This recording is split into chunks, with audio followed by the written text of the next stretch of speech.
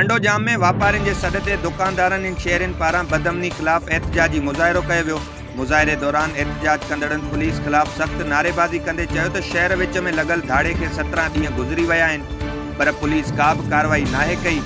सरकार खे टैक्स ॾींदड़ अवाम पाण खे गैर महफ़ूज़ सम्झी रही आहे। हुननि पुलिस इख़्तियारियुनि खां मुतालबो कयो त जवाबदारनि खे गिरफ़्तार करे टंडो जाम शहर में अमन क़ाइमु कयो वञे। नवाब वली मोहम्मद लॻ ॻोठ किशोरपुर में ओठा बिरादरी जी ॿिनि धुरियुनि में ज़रई ज़मीन ऐं मिल्कियत ना झेड़ो थी पियो। झेड़े में लठियूं ऐं कुआड़ियूं लॻण सबबि हिकु नारी समेत पीरसन ज़ख़्मी थी पियो। ज़ख़्मियुनि खे पुलिस मेडिकल लेटर जारी कंदे अस्पताल मुंतक़िल करे छॾियो।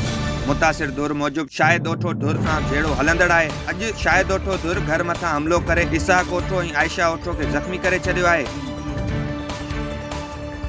मांझन शहर जी घिटिन गलियुनि में नेकाल वारो पाणी उथलण ख़िलाफ़ शहरनि पारां एहतजाजी मुज़ाहिरो कयो वियो।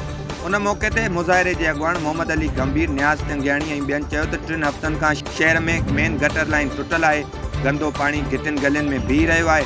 ॾुखियाईनि सबबि शहरी सख़्त परेशानियुनि खे मुंहुं ॾेई रहिया आहिनि। हुननि डिप्टी कमिश्नर जामशोरो खां मुतालबो कयो त पब्लिक हेल्थ इंतिज़ामिया जी नाअहली ख़िलाफ़ नोटिस वरितो वञे।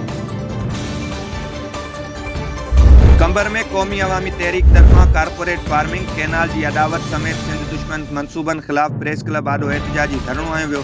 उन मौक़े ते मुज़ाहिरे जे अॻुवाण वकील इनायतुल्ला तुनियो, अकबर ख़ासकेली ऐं ॿियनि चयो त सिंध हुकूमत में वेठल पीर, मीर वॾेरा, नवाब ऐं सरदार कुर्सी बचाइण ख़ातिर सिंध जी ज़मीन ऐं दरिया जो सौदो करे पंहिंजा वक़्ती मफ़ाद माणे क़ौम सां गद्दारी कई आहे। सिंध सरकार हथरादू पाणी जी खोट पैदा करे सिंध में ॾुकार जूं हालतूं पैदा करे रही आहे। वफ़ाक़ तरफ़ां सिंध जे पाणी में गैर मुनसिबाणी विर्छ ते सिंध सरकार ख़ामोश बणियल आहे।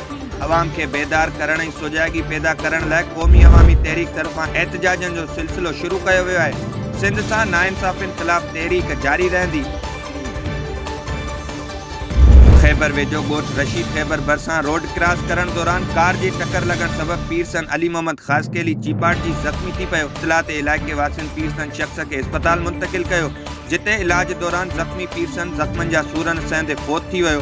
फ़ौतीअ जो लाश ज़रूरी कार्रवाइनि बाद वारिसनि हवाले।